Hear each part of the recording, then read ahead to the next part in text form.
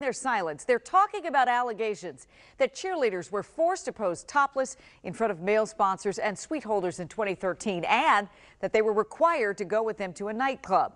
Maya Bonello and Teddy Tenares were on that trip. They talked exclusively with our sports director, Darren Haynes. Every photo shoot experience that year was totally voluntary in terms of what the girls were wearing and also who was able to be there at their shoot. This is the 2013 Costa Rica photo shoot on the beach. When you look at this view here, do you think someone maybe could have felt uncomfortable? Absolutely. Yeah. And, you know, where one person might feel totally comfortable with anyone watching, another person might feel really uncomfortable with it. And that's okay. I think the problem is, why did those women not feel comfortable coming forward and saying that at the time so that we could have supported them and helped remove them from a situation that they didn't want to be in? Was anybody forced to be an escort to one of the sponsors or suite holders at the nightclub that night?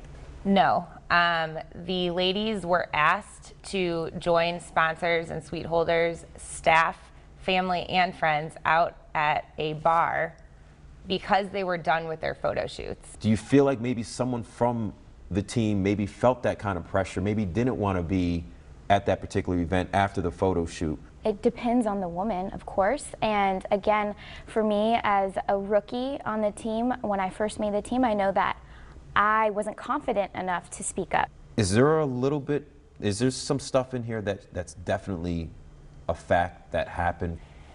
Everyone's experience is their own, so in their mind, that's what happened. I feel like it's a perspective. It's their experience. I wouldn't say that it's, you know, fake news or that they're lying about it, because again, like, that's what they experienced.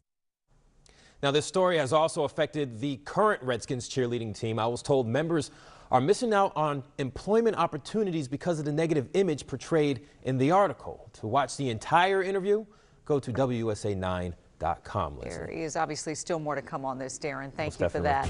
All right, and as Darren said, you can go to our website. You'll hear a lot more of that interview. You'll find it not just on our website, but on our app too.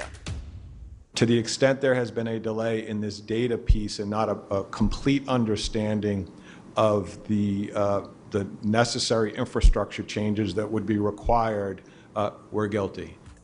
D.C. Police Chief Peter Newsham should hope a judge doesn't agree. Today, the chief and his boss, Mayor Muriel Bowser, were sued over the police department's failure to collect comprehensive stop and frisk data. It's a story we broke exclusively today on the WUSA9 website and mobile app, and it's just the latest major development in our 10-month investigation into D.C. Police stop and frisk. Investigative reporter Eric Flack was the first to expose D.C. Police were not following a law that required it to better track stop and frisk. And Eric, the groups filing this lawsuit are hoping a judge can force the police department to finally do what they should have done 2 years ago. That's absolutely right, Leslie. The law requiring police to record comprehensive stop and frisk data was passed way back in 2016. Now this lawsuit asking a judge to force the department to finally do that.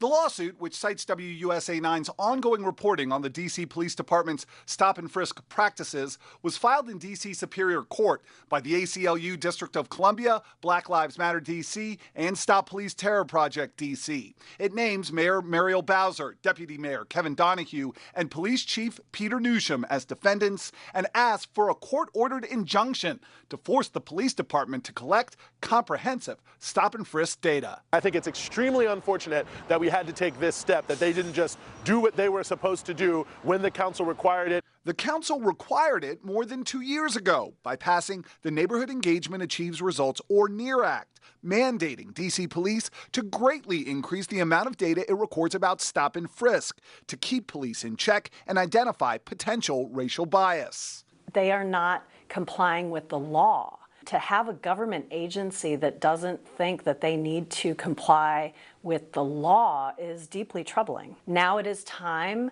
to turn it over to a court and have a court enforce them collecting the data in a way that makes them follow the law. So let's break down a timeline for you. The lawsuit comes 6 weeks after the ACLU sent a letter to D.C. government demanding records and data about stop and frisk by the D.C.